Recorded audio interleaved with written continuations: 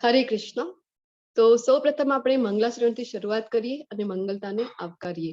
તો આજે તમારી સમક્ષ મંગલાચરણ જે છે એ ગુજરાતીમાં છે, તો આપણે કોશિશ કરીશું મંગલાચરણને સમજવાની। ઘણી વખત તમને થઈ શકે કે શું કામ મંગલાચરણ બોલીએ છીએ, તો અર્થ સાથે તમારી સમક્ષ છે। તો આપણે મંગલાચરણથી શરૂઆત કરીએ। ઓમ અજ્ઞાનતિમિરાન્ધસ્ય જ્ઞાનાંજનશલાકયા चक्षुरुन्मीलितं येन तस्मै श्री गुरुवे नमः। હું ઘોર અજ્ઞાન રૂપી અંધકારમાં જન્મ્યો હતો અને મારા આધ્યાત્મિક ગુરુએ જ્ઞાન રૂપી પ્રકાશ વડે મારી આંખો ઉગાડી। હું તેમને સાદર નમસ્કાર કરું છું। તો સૌપ્રથમ ભગવદ ગીતા શીખવા જઈ રહ્યા છીએ, સમજવા જઈ રહ્યા છીએ। તો સૌપ્રથમ આપણે શું કરીએ છીએ? મંગલાચરણ કરીએ છીએ। તો સૌથી પહેલા આપણે ગુરુ, જેણે આપણી જે અજ્ઞાન રૂપી અંધકારમાંથી આપણા જે જ્ઞાન ચક્ષુ આપણા ઉઘાડ્યા છે, તો એને આપણે ગુરુને આપણે સૌપ્રથમ નમસ્કાર કરીએ છીએ। श्री चैतन्य मनोभीष्टं स्थापितं येन भूतले स्वयं रूपं कदामयं ददाति स्वपदान्तिकम्। જેમણે આ ભૌતિક જગતમાં ચૈતન્ય મહાપ્રભુની ઈચ્છા પરિપૂર્ણ કરવા માટેના પ્રચાર કાર્યની સ્થાપના કરી છે, એવા શ્રીલ રૂપ ગોસ્વામી પણ ગોસ્વામી પ્રભુપાદ મને ક્યારે તેમના ચરણ કમળમાં આશ્રય આપશે? આ પ્રશ્ન છે કે રૂપ ગોસ્વામી જે છે એમણે શું કર્યું? પોતાનું આખું જીવન છે એ ચૈતન્ય મહાપ્રભુનું જે મિશન હતું, નામ હરિનામ સંકીર્તન, તો એને સક્સેસફુલ બનાવવા માટે એમણે પૂરો જીવન જે છે પોતાનો કૃષ્ણનો પ્રચાર કરવા માટે પોતાનું જીવન વ્યતીત કર્યું છે। તો એમને આપણે પ્રાર્થના કરીએ છીએ કે તમે પોતાના ચરણ કમળમાં મને ક્યારે સ્થાન આપશો, ક્યારે આશ્રય આપશો। वन्देऽहं श्रीगुरो श्रीयुतो पदकमलं श्रीगुरुन् वैष्णवांश्च श्रीरूपं साग्रजातं सगणरघुनाथान्वितं तं सजीवम्। હું મારા આધ્યાત્મિક ગુરુના ચરણારવિંદમાં તથા સર્વ વૈષ્ણવોના ચરણોમાં સાદર પ્રણામ કરું છું। જે હું શ્રીલ ગુરુરૂપ ગોસ્વામીને તથા તેમના જ્યેષ્ઠ ભાઈ સનાતન ગોસ્વામીને તેમજ રઘુનાથ દાસ તથા રઘુનાથ ભટ્ટ, ગોપાલ ભટ્ટ તથા શ્રીલ જીવ ગોસ્વામીના ચરણ કમળમાં સાદર નમસ્કાર કરું છું, સાદર પ્રણામ કરું છું। તો આ જે છે ષડ ગોસ્વામીઓ, એમનો પ્રણામ આપણે કરીએ છીએ। તો ષડ ગોસ્વામીઓ કોણ છે? તો અહીંયા બધાના નામ આપેલા છે કે રૂપ ગોસ્વામી, જીવ ગોસ્વામી, સનાતન ગોસ્વામી, રઘુનાથ ભટ્ટ ગોસ્વામી, રઘુનાથ દાસ ગોસ્વામી અને ગોપાલ ભટ્ટ ગોસ્વામી। તો આ ષડ ગોસ્વામીઓ કહેવામાં આવે છે। તો હમણાંનું જે આપણું વૃંદાવન છે ને, એ આપણે એમની કૃપાથી આપણે વૃંદાવન જોઈ શકીએ છીએ। કારણ કે ઘણા બધા આક્રમણ થયા હતા આપણા દેશ ઉપર, તો જે વૃંદાવન હતું એને આખું તહેસ નહેસ કરવામાં આવ્યું હતું। તો પછી આ જે ગોસ્વામીઓ છે એમની કૃપાથી બધા જે ઘટના સ્થળે આપણે હમણાં જોઈ શકીએ છીએ વૃંદાવનમાં, એ એમની કૃપાથી આપણે જોઈ શકીએ છીએ। સાત્વૈતમ સાવધૂતમ પરિજન સહિતમ કૃષ્ણ ચૈતન્ય દેવમ। હું શ્રી ભગવાન કૃષ્ણ ચૈતન્યને તથા પ્રભુ નિત્યાનંદને તેમજ શ્રી અદ્વૈત આચાર્ય ગદાધર, શ્રીવાસ તથા અન્ય ગૌર ભક્તોને સાદર પ્રણામ કરું છું। તો જે પંચતત્વ મંત્ર પણ આપણે બોલીએ છીએ, તો આ 5 કાલે આપણે જોયું હતું ને, ચૈતન્ય મહાપ્રભુ, નિત્યાનંદ સ્વામી અને એમના જે બધા અદ્વૈત આચાર્ય છે, ગદાધર ગોસ્વામી છે, પછી ગૌર ભક્તો વૃંદ, આખા ભક્તો વૃંદને આપણે પ્રણામ કરીએ છીએ। શ્રી રાધા કૃષ્ણ પાદાન સગુણ લલિતા શ્રી વિશાખાન્વિતાશ્ચ। હું શ્રીમતી લલિતા તથા વિશાખા સખીઓ સહિત શ્રીમતી રાધા રાણી અને શ્રી કૃષ્ણને સાદર પ્રણામ કરું છું। તો રાધાજીની અષ્ટ સખીઓ, જે પ્રધાન સખીઓ છે, એમાં તો એમની બધી સખીઓ સહિત આપણે રાધા રાણીને અને શ્રી કૃષ્ણને પ્રણામ કરવી છે। हे कृष्ण करुणा सिंधु दीनबंधु जगत्पते गोपेश गोपिका कांत राधा कांत नमोस्तुते। हे वाला कृष्ण, आप संतप्त जनोना मित्र छो અને સૃષ્ટિના ઉદ્ભવ સ્થાન છો। આપ ગોપીઓના સ્વામી તથા રાધા રાણીના પ્રિયતમ છો। હું આપને સાદર દંડવત પ્રણામ કરું છું। તો જ્યારે પણ આપણે શ્રી કૃષ્ણના મંદિરમાં જઈએ છીએ, કોઈ પણ મંદિરમાં જ્યારે આપણે ભગવાનના વિગ્રહ સામે હોઈએ છીએ, ત્યારે ભગવાનને દંડવત પ્રણામ કરતી વખતે આ મંત્ર બોલવાનું હોય છે, હે કૃષ્ણ કરુણા સિંધુ। तप्त कांचन गौरांगी श्री राधे वृंदावनेश्वरी वृषभानुसुते देवी प्रणमामि हरि प्रिये। તપેલા સ્વર્ણ સમાન દૈહિક કાંતિ ધરાવતા વૃંદાવનના મહારાણી રાજા ભાનુના પુત્રી તથા ભગવાન કૃષ્ણને અત્યંત પ્રિય એવા હે રાધા રાણી હું આપને સાદર પ્રણામ કરું છું. તો રાધાજીને આપણે સૌપ્રથમ પ્રણામ કરીએ છીએ. તો રાધાજીનો આ પ્રણામ મંત્ર છે. વાંછા કલ્પતરુભ્યશ્ચ કૃપા સિંધુભ્ય એવ ચ પતિતાનાં પાવનેભ્યો વૈષ્ણવેભ્યો નમો નમઃ. તો કલ્પવૃક્ષની જેમ સૌ કોઈની ઈચ્છાઓને પૂર્ણ કરી શકે તેવા પતિત જીવોને પાવન કરનારા અને કૃપાના સાગર જેવા સર્વ વૈષ્ણવ ભક્તોને દંડવત પ્રણામ હો. તો વૈષ્ણવ કેવા હોય છે, ભગવાનના ભક્તો કેવા હોય છે, તો કલ્પવૃક્ષની જેમ હોય છે.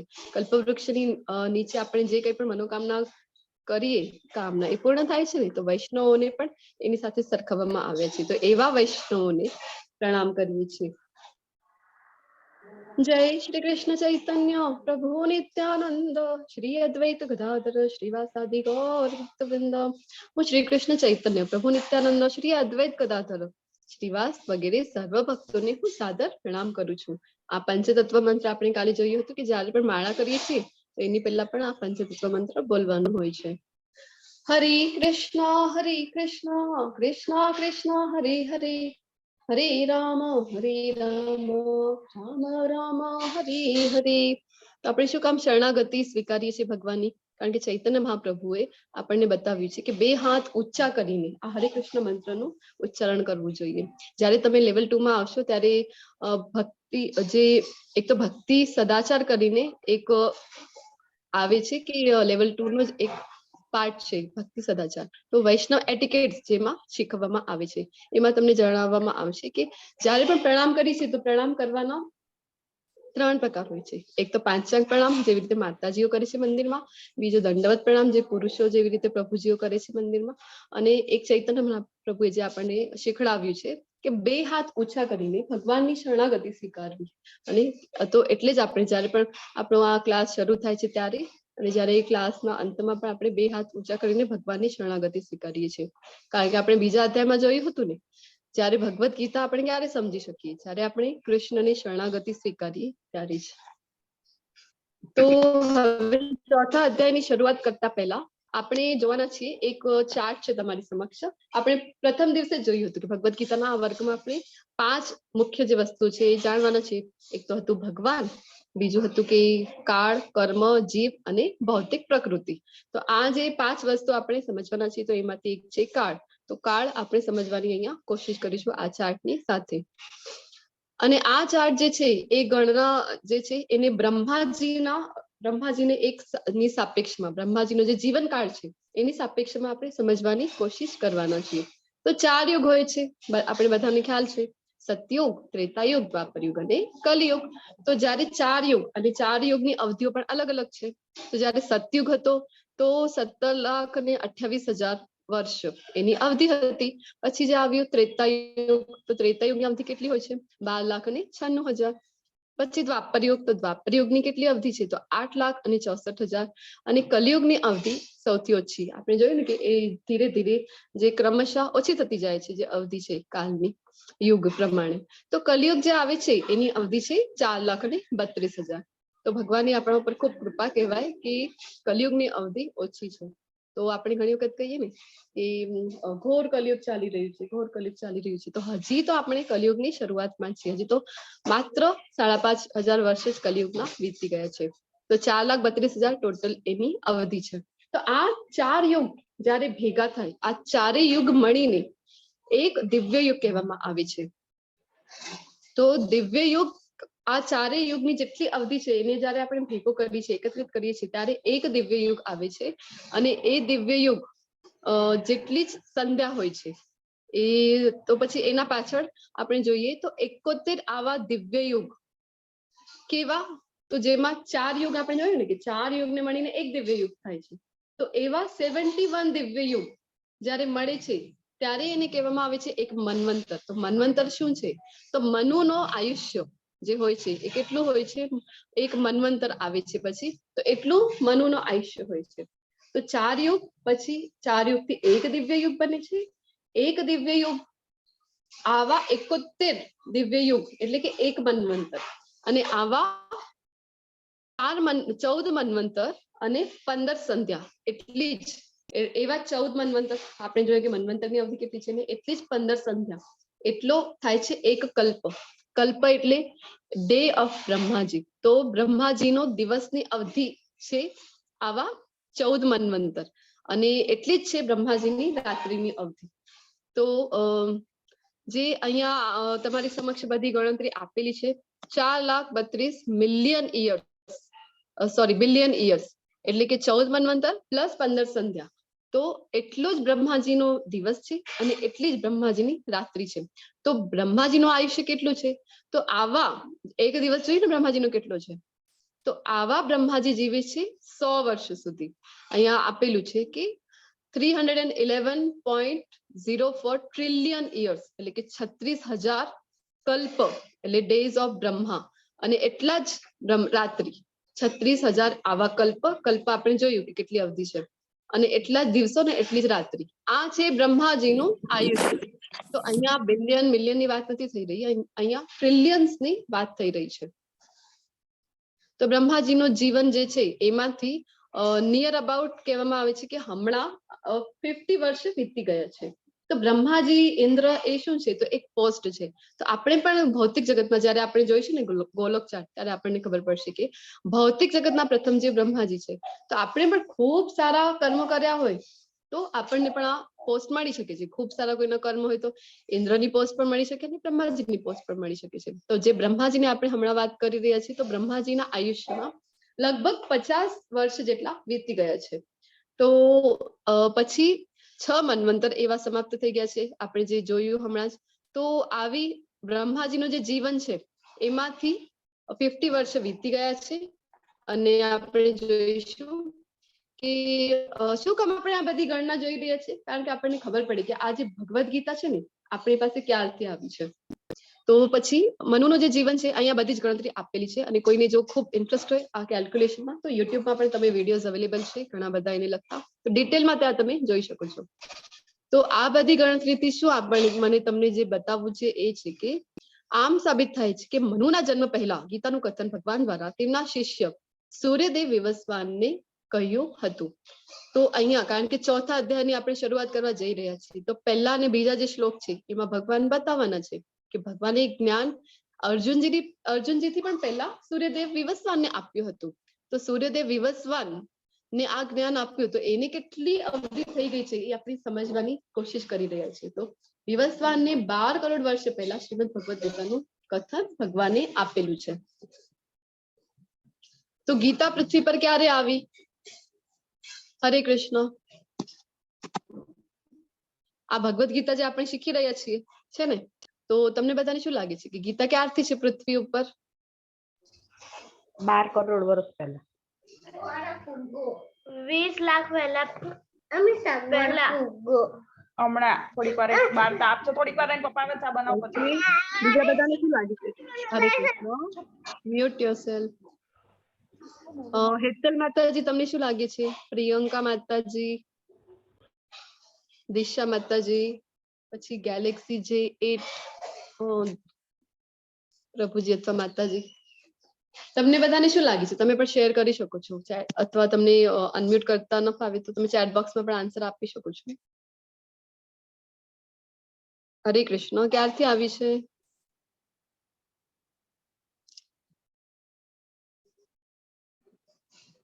હરે કૃષ્ણ.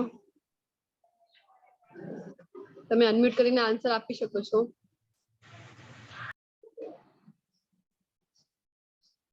યસ. તો આપણને બધાને જનરલી શું લાગે કે આ જે ભગવદ ગીતાનું જ્ઞાન છે તો અર્જુનજીના મારફતે આપવામાં આવ્યું હતું, એટલે કે ભગવાન કૃષ્ણે અર્જુનજીને જ્ઞાન આપ્યું અને ક્યારે આપ્યું? તો દ્વાપર યુગમાં આપ્યું હતું, જેને લગભગ 5,500 વર્ષ જેટલા થઈ ગયા છે. તો હવે આપણે જોઈશું કે પૃથ્વી ઉપર આ ભગવદ ગીતાનું જ્ઞાન ક્યારથી આવ્યું છે.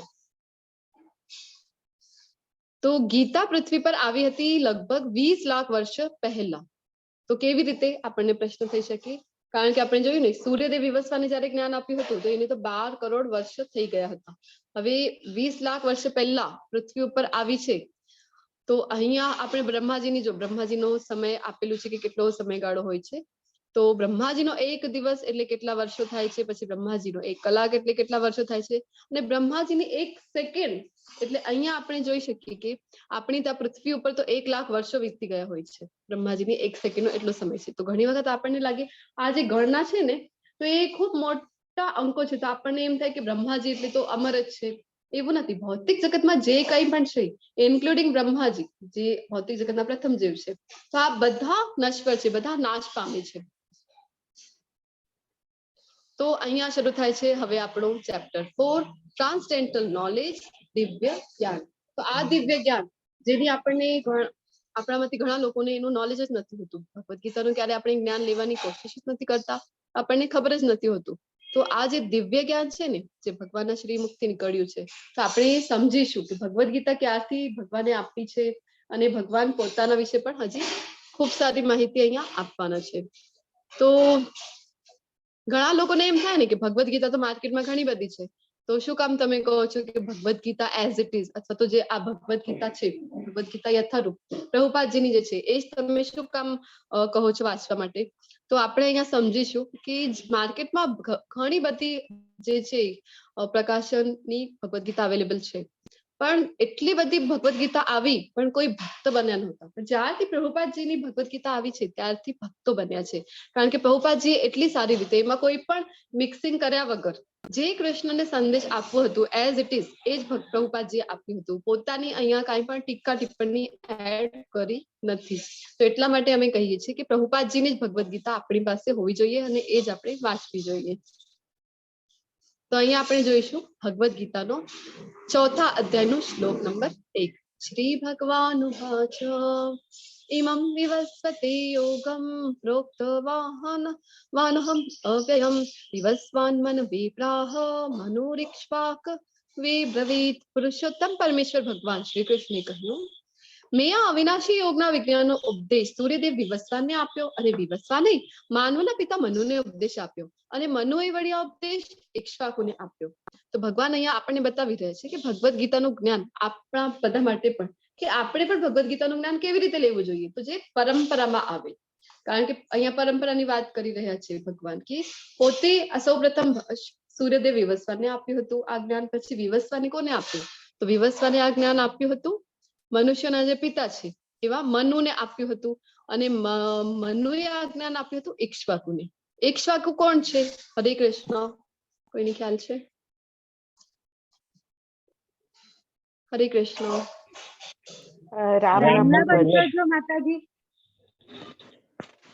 રામના પૂર્વજ. જી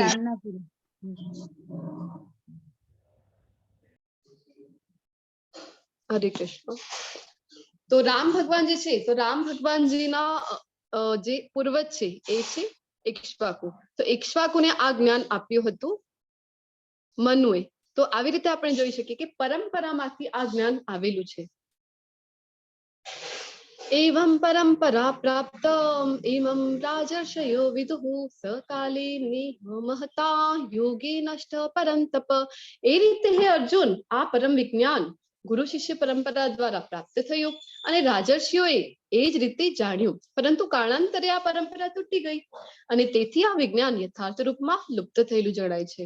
તો આ જે પરંપરામાં ભગવાને આપ્યું હતું તો શું થયું કાળાંતરે કે પછી જયારે આ નષ્ટ થઈ ગયા, આ જે પરંપરા છે કે ગુરુ શિષ્ય પરંપરાની અહીંયા વાત થઈ રહી છે, તો ભગવાન પણ પોતે જણાવી રહ્યા છે અને આપણે પણ જયારે ભગવદ ગીતાનું જ્ઞાન લઈએ છીએ ને ત્યારે આપણે જરૂરથી જોવું જોઈએ કે આ જ્ઞાન ગુરુ શિષ્ય પરંપરામાં આવી રહ્યું છે કે નહીં, તો જ આપણે આ જ્ઞાન લેવું જોઈએ. અન્યથા એવી જે વ્યક્તિ જે કોઈ ગુરુ શિષ્ય પરંપરામાં નથી આવતી એની પાસેથી આપણે જ્ઞાન લેવું જોઈએ નહીં. તો જ્યારે આ જ્ઞાન, અને ભગવાન કહી રહ્યા છે કે રાજર્ષિઓ કેવા લોકોને આ જ્ઞાન આપવામાં આવ્યું હતું, તો જે રાજર્ષિઓ છે તો પહેલાના રાજાઓ એવા હતા નહીં કે જે મહાન રાજાઓ તો હતા જ પણ ઋષિઓના પણ ગુણો ધરાવતા હતા. કે જયારે યુધિષ્ઠિર મહારાજ છે, યુધિષ્ઠિર મહારાજને જયારે બધું છોડીને વનમાં જવા માટે નો સમય આવે છે તો તરત જ બધું છોડીને જવા માટે તૈયાર થઈ જાય છે. પછી ભરત રાજાની ઘટના આપણે આગળના અધ્યાયમાં પણ જોઈશું.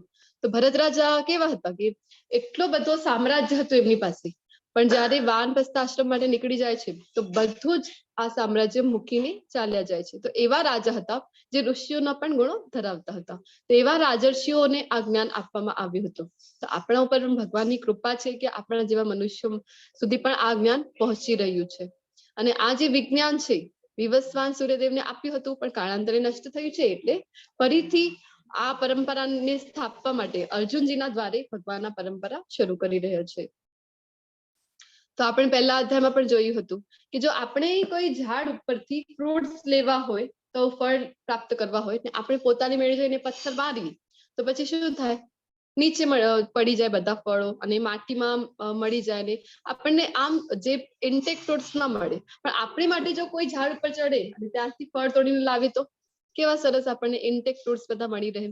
તો સેમ વે જે આપણા આચાર્યો છે, જે આપણા ગુરુઓ છે, એ એવી જ રીતે બધા જે શાસ્ત્રોમાંથી સાર કાઢીને આપણને આપે છે. તો પદ્મ પુરાણમાં 4 ઓથેન્ટિક સંપ્રદાયનું વર્ણન કરેલું છે. તો આપણે જરૂરથી જોવું જોઈએ કે આપણે કઈ પરંપરામાં આવીએ છીએ. તો આ 4 પરંપરામાંથી જો કોઈ પરંપરામાં છીએ તો એ ઓથેન્ટિક કહેવાય છે. એના સિવાય જો આ જ્ઞાન મળી રહ્યું છે તો આપણે આ જ્ઞાન લેવું જોઈએ નહીં.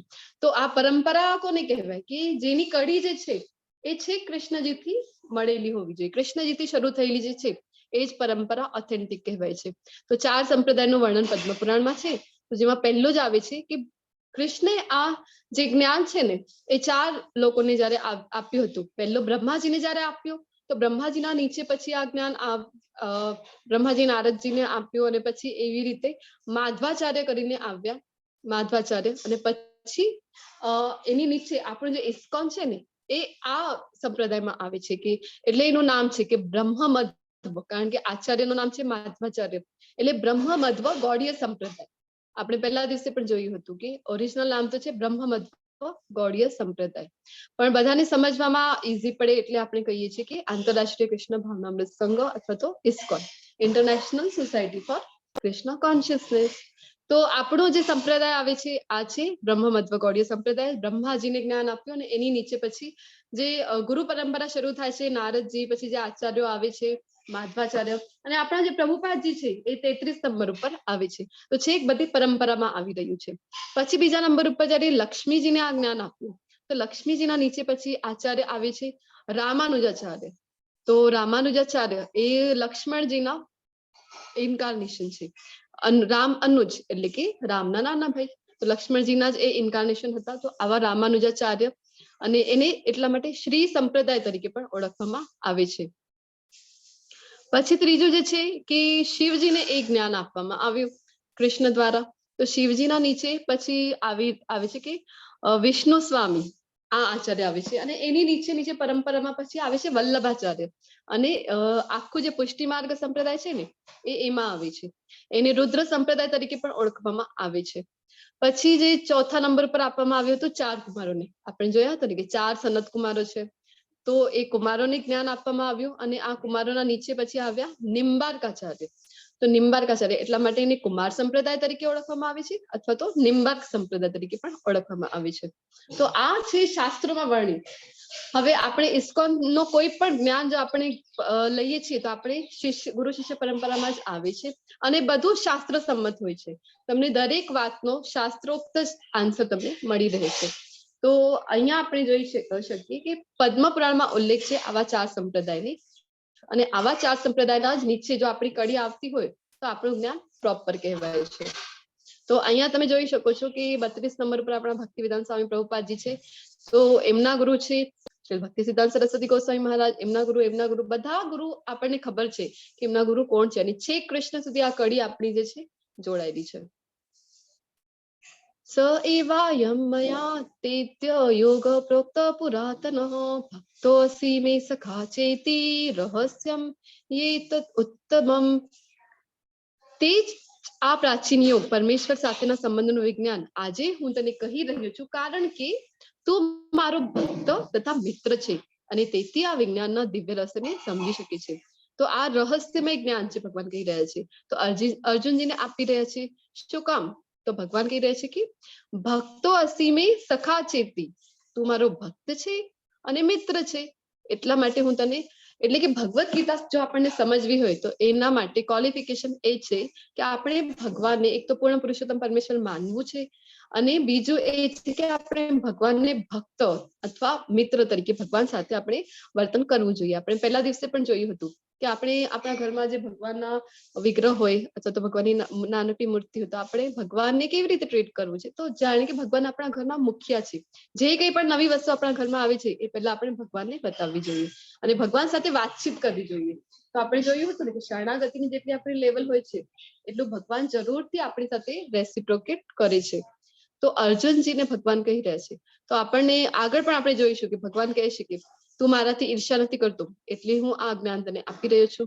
તો પછી અર્જુનજી જે છે એ ભગવાનથી ઈર્ષ્યા નથી કરતા, પછી ભગવાનના ભક્ત છે, એ મિત્ર છે, ભગવાન પોતે જ કહે છે. તો પછી આપણને થાય કે આ જ્ઞાન તો પછી છે કોના માટે? તો આ ભગવદ ગીતાનું જ્ઞાન આપણા માટે છે. ભગવાન ખૂબ દયાળુ છે. તો અર્જુનજીના માધ્યમથી આ જ્ઞાન આપણને આપી રહ્યા છે. અર્જુને કહ્યું, આપનો જન્મ અર્વાચીન કાળમાં થયો છે અને સૂર્યદેવ વિવસ્વાનનો જન્મ તો પ્રાચીન કાળમાં થયો છે. તો પછી હું કેવી રીતે સમજું કે પ્રાચીન કાળમાં આપે તેમને આ વિદ્યાનો ઉપદેશ આપ્યો હતો? હવે અર્જુનજી આ પ્રશ્ન આપણા માટે પૂછી રહ્યા છે. કારણ 10મા અધ્યાયમાં અર્જુનજી કહે છે પોતે કે અર્જુનજીને તો ખબર જ હતી કે કૃષ્ણ જે છે એ પૂર્ણ પુરુષોત્તમ પરમેશ્વર છે. અર્જુનજી આ પ્રશ્ન પૂછી રહ્યા છે કારણ આપણને પણ આ પ્રશ્ન થાય ને કે કાલે આપણે જોયું હતું કે આપણને તો વિષ્ણુથી જે 10 અવતાર આવે છે એની જ આપણને ખબર હોય છે કે 10 અવતાર જે છે. પણ શ્રીમદ ભાગવતમનો જો આપણે અભ્યાસ કરીએ, એનું વાંચન કરીએ, એનું શ્રવણ કરીએ તો આપણને ખબર પડે કે 24 અવતાર છે ભગવાનના. યુગાવતાર છે, મન્વંતર અવતાર છે, ગુણાવતાર છે, લીલા અવતાર છે. તો ભગવાનના એવા અલગ અલગ અવતારો હોય છે. તો ભગવાન કહી રહ્યા છે કે અર્જુનજી પૂછી રહ્યા છે કે તમે તો અર્વાચીન છો, એટલે કે હમણાં તો આવ્યા છો તમે અને હું તો મામા ફઈના દીકરા છે, આપણે તો ભાઈઓ છે, તો આપણે તો સમકાલીન છે. અને તમે કહી રહ્યા છો કે વિવસ્વાનને, તો વિવસ્વાન તો કેટલા પ્રાચીન છે. તો તમે એમને કેવી રીતે આ જ્ઞાન આપ્યું? હવે એને હું કેવી રીતે સમજી શકું છું? તો અર્જુનજી આ પ્રશ્ન આપણી માટે પૂછી રહ્યા છે કે પરંતુ કેવી રીતે? તમે તો મારા સમકાલીન છો. તો કૃષ્ણ શાશ્વત છે, અજાત છે. કારણ કે બ્રહ્માજી બ્રહ્મ સંહિતામાં બ્રહ્માજી પોતે કહે છે કે ઈશ્વર પરમ કૃષ્ણ સચ્ચિદાનંદ વિગ્રહ અનાદિર આદિર ગોવિંદ સર્વ કારણ કારણમ. તો બ્રહ્માજી ખૂબ સુંદર સુંદર સ્તુતિઓ કરે છે બ્રહ્મ સંહિતામાં ભગવાનની. તો ત્યાં બ્રહ્માજી કહે છે કે તમે તો ઈશ્વર જે છે કોણ છે? તો કૃષ્ણ છે. અને કેવા છે? તો સચ્ચિત અને આનંદ વિગ્રહ છે અને સર્વ કારણોના કારણ છે. તો આપણે ગોલક ચાર્ટમાં જોઈશું કે કેવી રીતે કૃષ્ણથી જ એમના જે 4 વિસ્તાર થાય છે, વાસુદેવ, પ્રદ્યુમ્ન, અનિરુદ્ધ અને સંકર્ષણ. અને ફરીથી એમાંથી 4 વિસ્તાર થાય છે, સંકર્ષણ, અનિરુદ્ધ, પ્રદ્યુમ્ન, અનિરુદ્ધ અને વાસુદેવ.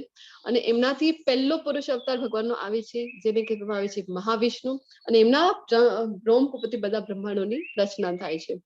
તો જે રામ છે એ પણ કૃષ્ણથી આવે છે, નૃસિંહ ભગવાન છે એ પણ કૃષ્ણથી આવે છે. આપણને જનરલી એવું લાગ્યા કરે છે ને કે આ બધા તો વિષ્ણુથી આવે છે, પણ વિષ્ણુ કોણ છે? તો વિષ્ણુ કૃષ્ણના એક અંશ અવતાર છે. તો બ્રહ્માજી ખૂબ સુંદર સુંદર સ્તુતિઓ કરે છે બ્રહ્મ સંહિતામાં. કહે છે કે ચિંતામણી પ્રકર સત્મ સુકલ્પ વૃક્ષ લક્ષાવૃતેષુ સુરભિરપિપાલયંતમ લક્ષ્મી સહસ્રશત સંભ્રમ સેવ્યમાનમ ગોવિંદમાદિ પુરુષમ તમહમ ભજામી. કાલે પણ આપણે જોયું હતું કે ભગવાનનું ધામ કેવું છે, તો એના વિશે પણ બ્રહ્માજી કહે છે. અને આગળ પણ ખૂબ સારી સ્તુતિઓ છે જેમાં કહે છે બ્રહ્માજી પોતે કે કૃષ્ણ કેવા છે? તો શાશ્વત છે, અજાત છે, આદિ પુરુષમ છે. આદિ પુરુષમ એટલે સૌથી પ્રથમ જે આવ્યા છે એ આદિ પુરુષમ કહેવાય છે. તો એવા કૃષ્ણ છે. તો હવે આગળ ભગવાન પણ ભગવદ ગીતામાં કહી રહ્યા છે કે અજો અપી સન્ન વ્યયાત્મા ભૂતાનામીશ્વરોપી સન પ્રકૃતિમ સ્વામ અધિષ્ઠાય સંભવામ્ય આત્મમાયયા. તો જો કે હું અજન્મા છું અને મારો દિવ્ય દેહ કદી નાશ પામતો નથી, તથા હું સર્વ જીવોનો સ્વામી છું, છતાં હું દરેક યુગમાં મારા દિવ્ય મૂળ રૂપમાં પ્રકટ થાઉં છું. તો ઘણા લોકોને એમ થાય ને કે કૃષ્ણ તો કોણ છે? તો એક પુરાતન પુરુષ છે, એક તો ઐતિહાસિક પુરુષ છે. તો પ્રભુપાદજી કહે છે કે એવું જરાય માનવાનું નથી, એવું કરવું એટલે કે અપરાધ છે. એવા લોકોને તો ક્યારે પણ ભગવદ ગીતા પણ વાંચવી જોઈએ નહીં. તો કૃષ્ણ પોતે અજન્મા છે અને આદિ પુરુષમ છે, જેવી રીતે બ્રહ્માજીએ કહેલું છે. બ્રહ્માજી પોતે કહે છે, શિવજી પણ કહે છે, ઇન્દ્ર પણ પોતે કહે છે. પણ આપણે છીએ કે આપણે શાસ્ત્રોનું વાંચન જ નથી કરતા, એટલે આપણને ખબર જ નથી પડતી કે કોણ આદિ પુરુષ છે. તો ભગવાન કહી રહ્યા છે કે હું અજન્મા છું, પણ મારું જે દિવ્ય શરીર છે એ કદી નાશ પામતું નથી. એટલે કે ભગવાન પોતાના ધામમાં જે રીતે છે ને એવી જ રીતે અહીંયા આવે છે. અને કાલે 3જા અધ્યાયમાં પણ જયારે આપણે જોયું હતું કે ભગવાનને ભોગ ધરાવવાનું છે, તો કારણ કે ઈશોપનિષદનો પહેલો શ્લોક છે. આપણને ઘણી વાર થાય ને કે ભોગ પણ ધરાવીએ તો એટલો જ રહે છે. અમે તો 2 રોટલીઓ ધરાવી હતી તો એટલી ને એટલી જ છે, એટલો શાક ધરાવ્યો હતો એ પણ એટલો જ છે. ભગવાન ખાતા તો નથી તો શું કામ ભોગ ધરાવીએ? તો ઈશોપનિષદનો પહેલો શ્લોક છે, એમાં કહેવામાં આવ્યું છે ને કે ઓમ પૂર્ણમિદમ પૂર્ણમદ પૂર્ણસ્ય પૂર્ણમાદાય. એટલે કે આ શ્લોકમાં કહેવામાં આવ્યું છે કે આધ્યાત્મિક ગણિત છે કે પૂર્ણમાંથી પૂર્ણ જો બાદ થઈ જાય તો પણ પૂર્ણ જ રહે છે. આપણું ભૌતિક જગતનું ગણિત નથી. ભૌતિક જગતમાં કેવું હોય કે 1માંથી 1 માઇનસ કરીએ તો 0 બચે છે. આધ્યાત્મિક જગતનું ગણિત કેવું છે કે 1માંથી 1 તમે બાદ કરો તો પણ 1 જ રહે છે. અને ભગવાનની જે ઇન્દ્રિયો છે ને એ કેવી છે તો દિવ્ય છે. ભગવાન પોતાની કોઈ પણ ઇન્દ્રિયોથી કોઈ પણ કામ કરી શકે છે. ભગવાન પોતાના નાભી કમળમાંથી કમળ ઉત્પન્ન કરી શકે, એમાંથી બ્રહ્માજીને ઉત્પન્ન કરી શકે છે. તો એવી જ રીતે ભગવાન પોતાની કોઈ પણ ઇન્દ્રિયોથી કોઈ પણ કામ કરી શકે છે. તો ભગવાન પોતાની આંખોથી જ જમી શકે છે. ભગવાન જો આપણે ભોગ ધરાવીએ છીએ તો ભગવાન એના ઉપર દ્રષ્ટિપાત કરે ને તો પણ ભગવાન જમી શકે છે. તો એવા ભગવાન છે. ભગવાનનું શરીર દિવ્ય છે. તો ભગવાન જેવી રીતે પોતાના ઓરિજિનલ ધામમાં છે એવી જ રીતે અહીંયા પ્રકટ થાય છે. તો આપણને એમ થાય છે કે જન્મ લે છે, તો ભગવાન કહે છે કે ના, સંભવામી આત્મમાયા, હું મારી પોતાની માયાથી પ્રકટ થાઉં છું. મને ક્યાં જન્મ લેવું છે, કોણ મારા માતા પિતા હશે, કયા યુગમાં કેવી રીતે જન્મ લઉં, આ બધું હું નક્કી કરી શકું છું. હું મારી, કારણ કે કૃષ્ણ સ્વતંત્ર છે. તો ભગવાન કહે છે કે હું મારી માયાથી પ્રકટ થાઉં છું. જો અહીંયા પિક્ચરમાં તમે જોઈ શકો છો કે જયારે જેલમાં હતા કેદખાનામાં, દેવકીજી અને વાસુદેવજી, ત્યાં કૃષ્ણ આવે છે અને ચતુર્ભુજ સ્વરૂપમાં એમને દર્શન આપે છે. પરંતુ દેવકીજી અને વાસુદેવજી ના પાડે છે, કહે છે કે અમારે તો તમે બાળક રૂપમાં જ તમારા દર્શન કરવા છે, તમે બાળક રૂપમાં જ અમને દર્શન આપો. તો એવી રીતે આપણે સમજવું જોઈએ કે ભગવાન, આપણને ખબર હોવી જોઈએ, ભગવદ ગીતામાં પોતે કહે છે કે સંભવામી આત્મમાયા, પોતાની માયાથી ભગવાન ક્યારે પણ પ્રકટ થઈ શકે છે. તો બ્રહ્મ સંહિતામાં આપણી પાસે ભગવાન ના ઘણા અવતારોની માહિતી છે. અને એના અહીંયા શ્લોકો પણ આપેલા છે જેનો હું ભાવાર્થ તમારી સમક્ષ વાંચીશ. તો હું ભગવાનના સર્વોચ્ચ વ્યક્તિત્વ ગોવિંદ કૃષ્ણની પૂજા કરું છું, જે મૂળ વ્યક્તિ છે, સંપૂર્ણ અચૂક. હરે કૃષ્ણ. અમરીશ પ્રભુજી, આર યુ ધેર? હા માતાજી, હરે Krishna. Just give me 2 minutes, I will be back.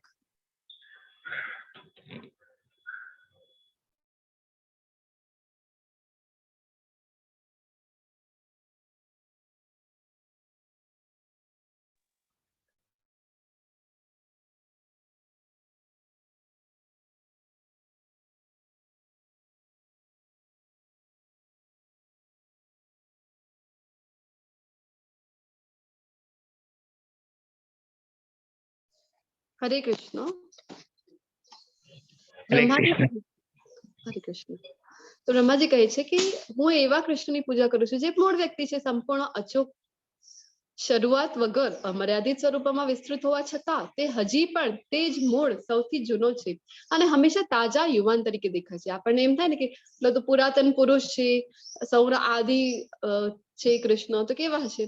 તો આપણે અહીંયા ભૌતિક જગતમાં છીએ તો આપણે વૃદ્ધાવસ્થા આવે છે, પણ કૃષ્ણ જે છે એ ક્યારે પણ વૃદ્ધ થતા નથી. એ તો હંમેશા નવયુવાન જેવા જ દેખાય છે. ભગવાનના આવા શાશ્વત આનંદમય સર્વ સ્વરૂપો સામાન્ય રીતે શ્રેષ્ઠ વૈદિક વિદ્વાનો પણ સમજી શકતા નથી, પરંતુ તે હંમેશા શુદ્ધ નિરાધાર ભક્તો માટે પ્રકટ થાય છે. હું ભગવાન ગોવિંદ કૃષ્ણના સર્વોચ્ચ વ્યક્તિત્વની પૂજા કરું છું, જે હંમેશા રામ, નરસિંહ અને ઘણા અવતારો જેવા વિવિધ અવતારોમાં સ્થિત હોય છે, પરંતુ કૃષ્ણ તરીકે ઓળખાતા ભગવાનના મૂળ વ્યક્તિ છે અને જે વ્યક્તિગત રૂપે અવતાર લે છે. તો બ્રહ્મ સંહિતાના આ શ્લોકોનો અનુવાદ હતો. પછી કૃષ્ણ ક્યારે આવે છે આપણને પ્રશ્ન થઈ શકે. તો ખૂબ જ પ્રસિદ્ધ શ્લોક છે મહાભારતનું, જે તમારી સમક્ષ છે. બધા સાંભળ્યું હશે મહાભારત સિરિયલમાં. યદા યદા હિ ધર્મસ્ય ગ્લાનિર્ભવતિ ભારત અભ્યુત્થાનમધર્મસ્ય તદાત્માનમ સૃજામ્યહમ. હે ભરતવંશી, જ્યાં અને જ્યારે ધર્મનું પતન થાય છે અને અધર્મનું ભારે વર્ચસ્વ થાય છે, તે વખતે હું સ્વયં અવતરું છું. તો ભગવાન ક્યારે અવતરે છે? તો જ્યારે ધર્મનું પતન થાય છે અને અધર્મી લોકો, અહીંયા જે તમારી સમક્ષ આપેલું છે એ કયા અવતારનું પિક્ચર છે? હરે કૃષ્ણ.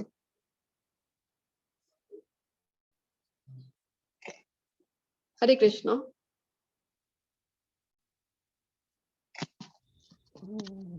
હરે કૃષ્ણ. રામદેવ. દશ અવતારની વાત કાલે આપણે કરતા હતા, તો કયું અવતાર છે આ ભગવાનનું? કલ્કી અવતાર છે માતાજી. જી પ્રભુજી, ખૂબ ખૂબ ધન્યવાદ. તો કલ્કી અવતાર છે જે હજી આવવાનું બાકી છે. જી દિશા માતાજી, ખૂબ ખૂબ ધન્યવાદ. તો આપણને એમ થાય ને કે હા, જે ભાગવતમાં તો વર્ણન છે કલ્કી અવતાર તરીકે આવવાના છે. તો એવું નથી કે ભગવાન એક યુગમાં એક જ વખત આવે. તો ભગવાન કલયુગની સ્ટાર્ટિંગમાં આવી ગયા છે. ચૈતન્ય મહાપ્રભુની જે રૂપમાં છે ભગવાન, ત્યારે પણ આવી ગયા છે. અને આ જે અવતારનું વર્ણન છે, તો એ જયારે કલયુગ પોતાની ચરમસીમા ઉપર હશે ત્યારે ભગવાનનો થવાનો છે. તો ભગવાન કહી રહ્યા છે કે ક્યારે આવે છે? તો જ્યારે ધર્મનું પતન થાય છે. જો અહીંયા પહેલો પિક્ચરમાં કઈ ઘટના છે? હરે કૃષ્ણ. નૃસિંહ અવતાર, પ્રહલાદ. હા જી માતાજી, આ બી જો પિક્ચર નું તમે વર્ણન કરી રહ્યા છો. પહેલા પિક્ચરમાં કઈ ઘટના છે? દેવકીને વાસુદેવ, જી પ્રભુ. દેવકીને માતાજી વાસુદેવજીના લગ્ન થયા હોય છે ત્યારના એને વરાવા જતા હોય છે ને, ત્યારે કંસ ભગવાન, કંસ મહારાજજી છે એમને વળાવવા જતા હોય છે, ત્યારે આકાશવાણી થાય છે. એ દરમિયાનનો છે સીન. જી પ્રભુજી, ખૂબ ખૂબ ધન્યવાદ. ખૂબ સરસ. તો દેવકી કેટલી પ્રિય બહેન હોય છે કંસની. પોતે રથ ચલાવીને, હરે કૃષ્ણ, પોતે રથ ચલાવીને એને વળાવવા જાય છે. જયારે ભવિષ્યવાણી થાય છે, આકાશવાણી થાય છે, ત્યારે એને મારવા દોડે છે, પણ વાસુદેવજી રોકી લે છે. એ ઘટના છે. અને બીજા પિક્ચરમાં છે કે નરસિંહ અવતાર. તો પ્રહલાદ મહારાજ માટે નરસિંહ અવતાર લીધો હતો ને, હિરણ્યકશિપુને એમ થયું કે હું તો ચતુરાઈ કરું અને અમરત્વ પ્રાપ્ત કરી લઈશ, પણ ભગવાન સામે કોઈની ચતુરાઈ ચાલે નહીં. તો ભગવાન આવે છે પોતાના ભક્તોના રક્ષણ માટે. ભગવાન જે છે ને, કે આપણે ગોલોકચાર્ટમાં જોઈશું કે ભગવાનના એક જે પુરુષ અવતાર છે, એના જ બ્રહ્મ રંધ્રોથી કેટલા અસંખ્ય બ્રહ્માંડોની રચના થાય છે. તો એ ભગવાનને પોતે અહીંયા આવીને કંસને મારવા માટે પોતે આવવું ન પડે, અથવા તો આ જે હિરણ્યકશિપુ છે એને મારવા માટે ભગવાનને પોતે અહીંયા આવવાની જરૂર નથી. એ તો પોતાના આંખોની પલકારાથી પણ એવા દૈત્યોનો જે કહેવાય ને કે એમને હણી શકે છે, એમનો નાશ કરી શકે છે. પણ ભગવાન મુખ્યત્વે આવે છે પોતાના ભક્તો માટે, પોતાના ભક્તોની પ્રસન્નતા માટે. ભગવાન આવે છે દેવકીજી માટે, વાસુદેવજી માટે. ભગવાન આવે છે પ્રહલાદ મહારાજ માટે. તો પોતાના ભક્તોને આનંદ આપવા માટે ભગવાન આવે છે. અને એની સાથે સાથે બીજું કાર્ય પોતાની મેળે થઈ જાય છે, કે જે છે કે દુષ્ટોનો નાશ કરવો. તો કૃષ્ણ ક્યારે આવે છે એ આપણે જોઈ રહ્યા હતા. તો પરિત્રાણાય સાધૂનામ વિનાશાય ચ દુષ્કૃતામ ધર્મ સંસ્થાપનાર્થાય સંભવામી યુગે યુગે. ભક્તોનો ઉદ્ધાર કરવા અને દુષ્ટોનો વિનાશ કરવા તથા ધર્મના સિદ્ધાંતોની પુનઃ સ્થાપના કરવા માટે હું સ્વયં દરેક યુગમાં પ્રકટ થાઉં છું. તો આપણે હમણાં જોયું કે દુષ્ટોને મારવા માટે ભગવાનને આવવાની જરૂર પડે નહીં. ભગવાન મુખ્યત્વે આવે છે પોતાના ભક્તોનો ઉદ્ધાર કરવા માટે, પોતાના ભક્તોની પ્રસન્નતા માટે. તો કેટલા નાનકડા હોય છે ભગવાન. અહીંયા પિક્ચરમાં જો આપણે જોઈ શકીએ છીએ, તો કંસ સાથે યુદ્ધ કરે છે ને કોઈ પણ શસ્ત્રની આવશ્યકતા પડતી નથી.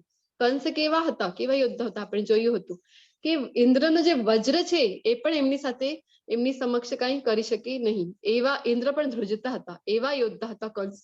તો કંસ સાથે ભગવાન યુદ્ધ કરે અને ફક્ત મુષ્ટિમાના પ્રહારથી જ એમને પરાસ્ત કરી નાખે છે, એમને મારી નાખે છે. તો આપણે જોયું કે દેવકીજી અને વાસુદેવજીની પ્રસન્નતા માટે ભગવાન આવે છે. અને કૃષ્ણને જાણીએ જો આપણને ખબર પડે કે કૃષ્ણ છે એ જ આદિ કારણ છે, આદિ પુરુષ છે, કારણ અકારણ છે. તો પછી આપણને એમ થાય ને કે એનાથી ફાયદો શું, કારણ કે આપણે ભૌતિક જગતમાં છીએ તો આપણે ફાયદા વગર કોઈ પણ વાત કરતા નથી.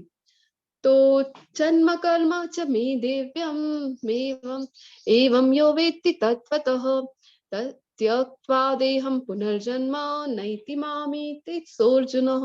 તો ભગવાન કહી રહ્યા છે કે હે અર્જુન, જે મનુષ્ય મારા પ્રાકટ્ય તથા કર્મોની દિવ્ય પ્રકૃતિને જાણે છે તે આ શરીરને ત્યજ્યા પછી આ ભૌતિક જગતમાં ફરીથી જન્મ લેતો નથી, પરંતુ મારા સનાતન ધામને પામે છે.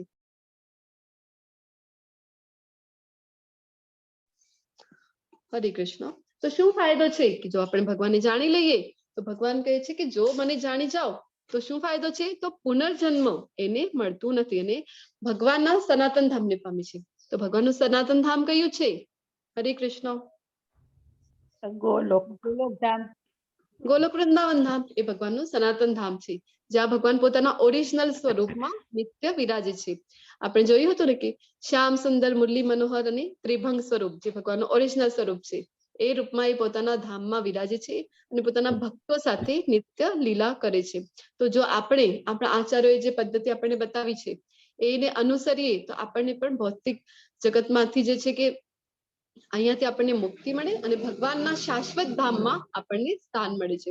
તો ભગવાનને જો જાણી લઈએ તો શું ફાયદો છે, તો પુનર્જન્મ મળતું નથી. આસક્તિ ભય તથા ક્રોધથી મુક્ત થઈને મારામાં સંપૂર્ણ રીતે લીન થઈને અને મારું શરણ લઈને અનેક મનુષ્યો ભૂતકાળમાં મારા વિશેના જ્ઞાનથી પવિત્ર થયા છે અને એ રીતે તેઓ બધા મારા દિવ્ય પ્રેમને પામ્યા છે. તો ભગવાન કહી રહ્યા છે કે આસક્તિ ભય અને ક્રોધ આ જે છે કે આ બંધન છે અહીંયા ભૌતિક જગતમાં, તો એનાથી છૂટીને ભગવાનના ધામને ઘણા લોકો એવા છે કે જે ભૂતકાળમાં ભગવાનના ધામને પામી ગયા છે. શુદ્ધ ભક્તિથી ભગવાનના ધામને આપણે પામી શકીએ છીએ. તો કૃષ્ણને આપણા વચ્ચે તફાવત શું છે એ આ ચાર્ટના માધ્યમથી આપણે જાણવાની કોશિશ કરીશું. તો કૃષ્ણ કેવા છે, તો કૃષ્ણનું જે સ્વરૂપ છે એ કાયમી છે અને આપણું સ્વરૂપ આપણે ભૌતિક જગતમાં છીએ તો આપણું જે સ્વરૂપ છે કામ ચલાવ છે. હમણાં જો અગલા ક્ષણમાં જ આપણે મૃત્યુ આવી જાય તો આ દેહ ત્યજીને તરત જ આપણે જે આપણો આત્મા છે તરત જ દેહ ત્યજી દે છે. તો પછી આ શરીર તો અહીંયા જ રહી જાય છે આપણું, આપણે જોયું હતું ને. અને ભગવાનનું શરીર કેવું છે, આધ્યાત્મિક છે અને આપણું શરીર છે એ ભૌતિક છે. તો ભગવાનની ઇન્દ્રિયો પણ દિવ્ય છે. આપણે હમણાં જોયું હતું જયારે ભક્તિ રસામૃત સિંધુ લેવલ 2 માં તમે જયારે આવશો ત્યારે ભક્તિ રસામૃત સિંધુનો જયારે અભ્યાસ કરશો તો તેમાં ખૂબ ડિટેલમાં જાણવા મળશે કે ભગવાનની જે બધી ઇન્દ્રિયો છે એ કેવી છે, દિવ્ય છે. એમનું શરીર આધ્યાત્મિક છે અને આપણું શરીર ભૌતિક છે. મૃત્યુ થયું કે અહીંયા જ આ શરીર આપણે છોડવાના છીએ. તેમના શરીર અને આત્મામાં કોઈ તફાવત નથી. આપણું શરીર આત્માથી અલગ છે. હવે ઘણા લોકોને એમ થાય કે હા ભગવાનના તો પગમાં તીર લાગ્યું અને ભગવાન પણ અહીંયા શરીર છોડીને ગયા, તો ભગવાનના શરીર અને આત્મામાં કોઈ તફાવત નથી. ભગવાનની આ બધી લીલાઓ છે. તો અને આપણે કેવા છીએ, તો આપણે આપણું શરીર અને આત્મા અલગ છે. એક એક ક્ષણમાં આત્મા જે છે શરીરને મૂકીને જતો રહે છે. કૃષ્ણ માયાના નિયંત્રક છે અને આપણે માયા દ્વારા નિયંત્રિત છીએ. હવે જયારે આ માયાનો જે લેસન છે પ્રકૃતિના ગુણો વાળું 13મો અધ્યાય, ત્યારે આપણે ડિટેલમાં જોઈશું. અને કૃષ્ણ પોતે પણ કહે છે ભગવદ ગીતામાં કે જે માયા છે મયા અધ્યક્ષેણ પ્રકૃતિ જે છે એ ભગવાનની દેખરેખ હેઠળ કામ કરે છે. તો એ પ્રકૃતિના સ્વામી છે અને આપણે શું છીએ, તો આપણે પ્રકૃતિના અંડર આવીએ છીએ. જેઓ જેવી રીતે મને શરણાગત થાય છે તે પ્રમાણે હું તેમને ફળ આપું છું. હે પાર્થ, મનુષ્યો મારા માર્ગનું સર્વથા અનુસરણ કરે છે. તો અહીંયા ભગવાન કહી રહ્યા છે કે યે યથા મામ પ્રપદ્યન્તે તથૈવ ભજામ્યહમ મમ વર્તમાનુવર્તન્તે મનુષ્યા પાર્થ સર્વશઃ. તો ભગવાન કૃષ્ણ કેવા છે, તો ભગવાન કૃષ્ણ ખૂબ પ્રેક્ટિકલ છે. જેટલી તમારી શરણાગતિ હશે એવી જ રીતે ભગવાન આપણી સાથે આદાન પ્રદાન કરશે.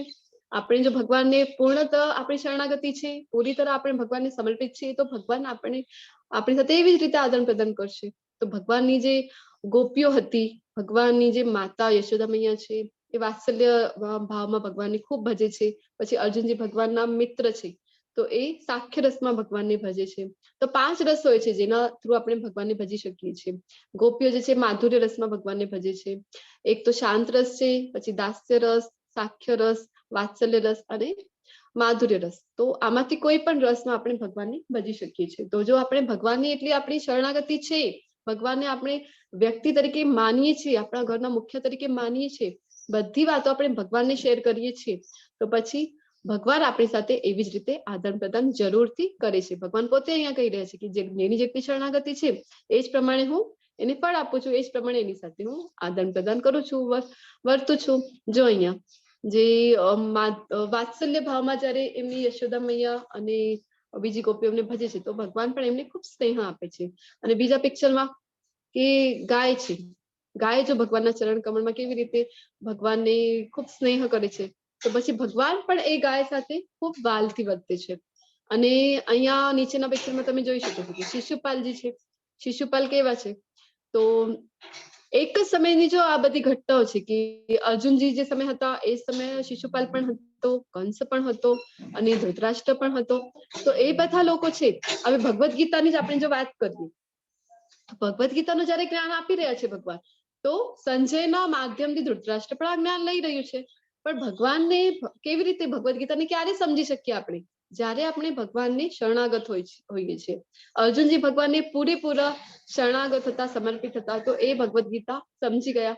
પણ ધૃતરાષ્ટ્ર પણ એ સાંભળે છે, પણ એ ભગવાનને સમજી શકતો નથી, ભગવદ્ ગીતાને સમજી શકતો નથી. એની સમક્ષ જયારે ભગવાન આવે છે, દૂત બનીને આવે છે, ત્યારે પણ એક મિની વિશ્વરૂપ બતાવ્યું હતું. તો પણ ધૃતરાષ્ટ્ર હતો ત્યાં, દુર્યોધન હતો, બધાએ જોયું હતું, પણ તો પણ એ લોકો સમજી શકતા નથી, કારણ કે એમની શરણાગતિ એટલી નથી. તો શિશુપાલ છે, શિશુપાલ ભગવાનનું ખૂબ અપમાન કરે છે, તો ભગવાન શું કરે છે? એનું વધ કરી દે છે. પછી ફળવાડીની ઘટના આવે છે કે ફળવાડી પાસેથી ફળ લે છે ભગવાન, અને એના બદલામાં શું આપે છે? તો એમની નાનકડા હાથ હોય છે, નાનકડા હાથમાં જેટલો ધાન્ય આવે છે, જેટલો સમાવે એટલો આવીને એની ટોકરીમાં નાખી દે છે. પછી ફળવાડી જયારે ઘરે જઈને જોઈ છે ને, તો આખા જેટલા ધાન્યના દાણા હતા ને એટલા બધા રત્ન બની જાય છે એની ટોકરીમાં. તો ભગવાન ખૂબ મર્સીફુલ છે, ખૂબ દયાળુ છે.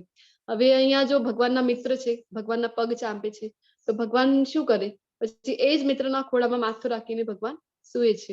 તો એવી રીતે ભગવાન એમના જે ભક્ત શુદ્ધ ભક્તિથી શરણાગતિથી જો ભગવાનને આપણે ભજીએ, તો ભગવાન છે ને આપણને એમની લીલામાં સ્થાન આપે છે. જો આપણે ભગવાનની ભક્તિમાં સેવા કરીએ, આચાર્યોએ જે બતાવ્યું છે માર્ગનું અનુસરણ કરીએ, તો ભગવાનના ધામમાં એન્ટ્રી મળે, અને ભગવાનની આવી જે સુખદ લીલાઓ છે એમાં આપણને સહભાગી થવાનો ચાન્સ મળે છે. તો ભક્તિ યોગના 9 તબક્કા છે. તો ભક્તિ રસામૃત સિંધુ જે રૂપ ગોસ્વામીજીએ આપ્યું છે, તો એમાં એક સાયન્સ છે આખો, કે ભક્તિનો એક સાયન્સ આપવામાં આવેલું છે. એનો એક શ્લોકનો અહીંયા રેફરન્સ છે, જેમાં 9 તબક્કા આપેલા છે કે કેવી રીતે આપણે કૃષ્ણ માટે શુદ્ધ પ્રેમ આપણે વિકસાવી શકીએ. તો એના 9 સ્ટેપ્સ છે. તો પહેલું જ પગથિયું જે છે એ છે શ્રદ્ધા. આદો શ્રદ્ધા તત સાધુ સંગ ભજન ક્રિયા. તો પહેલી સૌથી પ્રથમ શું હોવી જોઈએ? તો ભગવાન પ્રત્યે શ્રદ્ધા હોવી જોઈએ. જો આપણામાં શ્રદ્ધા છે તો શું થાય? તો બીજા સ્ટેપ ઉપર આપણે પહોંચીએ. તો બીજો સ્ટેપ છે કે સાધુ સંગ, એટલે કે ભક્તો સાથે સંગત. ભક્તોનો આપણને સંગ મળે. તો કહેવાય છે ને કે જેવો સંગ એવો રંગ. તો ભક્તોના સંગમાં જો આપણે આવીએ, તો ભક્તો કેવા હોય છે? ભગવાનના ભક્તો કે આપણા ઉપર અહેતુકી કૃપા કરે. તો એમની કૃપાથી આપણે પણ ભક્તિમય સેવામાં જોડાઈ જઈએ છીએ. પછી શું થાય છે? તો ભજન ક્રિયા થાય, ભક્તિમય સેવાનું પ્રદર્શન થાય, ભજન ક્રિયા થાય, ભગવાનના પવિત્ર નામનું આપણે જપ કરવાની શરૂઆત કરીએ. અને ચોથી સ્ટેજ આવે છે એના પાછળની, એ છે કે અનર્થ નિવૃત્તિ. અનર્થ નિવૃત્તિ શું છે? તો અનિચ્છનીય જે જોડાણ ઘટાય છે. તો 6 પ્રકારના અનર્થ છે, એ બધું ડિટેલમાં ભક્તિ રસામૃત સિંધુમાં આપેલું છે. તો આવા જે અનર્થો છે એ એના ખૂબ ફાસ્ટ એનાથી આપણને નિવૃત્તિ મળ્યા કરે છે, જો ભગવાનના પવિત્ર નામનો આપણે જપ કરવાનું શરૂઆત કરીએ છીએ. તો એના નેક્સ્ટ સ્ટેપ છે નિષ્ઠા. નિષ્ઠા એટલે કે સ્થિરતા આવે. પછી ભક્તિમય સેવા જે આપણે શરૂ કરી હતી, આપણી શ્રદ્ધા હતી, એની કારણે આપણને ભક્તોનો સંગ મળ્યો. હવે હમણાં આપણે શું કરી રહ્યા છીએ કે તમારી બધાની શ્રદ્ધા હતી એટલે તમે બધા આ ક્લાસમાં જોડાયા છો, અને આપણને એકબીજાનો ઓનલાઈન એસોસિએશન મળી રહ્યું છે. તો આપણે ભક્તોનો સંગ મળી રહ્યો છે. એનાથી શું થાય? તો જો તમે ક્લાસમાં સાંભળો કે ભક્તિમય સેવા વિશે સાંભળો, તો તમે પણ ભોગ લગાવવાની શરૂઆત કરો. ત્રીજા અધ્યાયમાં ભગવાને પોતે જ કીધું હતું ને કે જે મને ભોગ નથી ધરાવતો શું કરે છે? તો એ નક્કી પાપ જ ખાય છે. પછી તમે સાંભળો તો તમને ખબર પડે કે હા, પ્રભુપાદજીએ કીધેલું છે, આચાર્યોએ કીધેલું છે, એટલે આપણે મંત્ર જાપ કરવું જોઈએ. તો ભજન ક્રિયાની આપણે શરૂઆત કરીએ, મંત્ર જાપની શરૂઆત કરીએ. તો એનાથી શું થાય તો આપણી અનર્થ નિવૃત્તિ, કારણ કે ઘણા બધા જન્મોના કર્મ આપણે સાથે લઈને આવ્યા છીએ. તો અનર્થ નિવૃત્તિથી શું થાય તો નિષ્ઠા વધે, જે ભક્તિમય સેવા આપણે શરૂ કરી છે એમાં સ્થિરતા આવે, પછી એનાથી ભગવાનના નામમાં આપણને રુચિ ઉત્પન્ન થાય, નામ જપમાં, અને એનાથી શું થશે તો આસક્તિ, જોડાણ થશે, ભગવાન વિશે આપણે આસક્તિ વધશે. આપણે પણ ભગવાનની જયારે લીલાઓ સાંભળીએ, શ્રવણમ, એટલા માટે શ્રવણ જે છે સાંભળવું ખૂબ ઇમ્પોર્ટન્ટ છે. તો ભગવાન પ્રત્યે આપણે આસક્તિ વધે. તો પછી 8મી સ્ટેજ આવે છે ભાવ. ભાવ જાગે, ભગવાન પ્રત્યે આપણને ભાવ જાગે, અને પછી એનાથી શું થશે તો પ્રેમ, શુદ્ધ પ્રેમ, કૃષ્ણ માટે શુદ્ધ પ્રેમ. તો પહોંચવાનું તો છે અલ્ટિમેટલી આપણે ભાવ અને પ્રેમ, આજે 8મો અને 9મી છેક શુદ્ધ પ્રેમ સુધી આપણે પહોંચવાનું છે. પણ એના ડિફરન્ટ સ્ટેજીસ છે કે ધીરે ધીરે આપણે ભગવાનની સેવામાં જોડાઈને ધીરે ધીરે આપણે ભાવ પ્રેમ સુધી પહોંચી શકીશું. તો બીજું એક છે કે નવદા ભક્તિ. તો શ્રીમદ ભાગવતમમાં પ્રહલાદ મહારાજજીએ નવદા ભક્તિનું વર્ણન કરેલું છે કે શ્રવણમ, કીર્તનમ, વિષ્ણુ સ્મરણમ, પાદ સેવનમ, અર્ચનમ, વંદનમ, સાખ્યમ, દાસ્યમ અને આત્મનિવેદનમ. આ 9 જે છે એને પણ નવદા ભક્તિ તરીકે ઓળખવામાં આવે છે. આ 9 પગથિયા પ્રહલાદ મહારાજે આપેલા છે.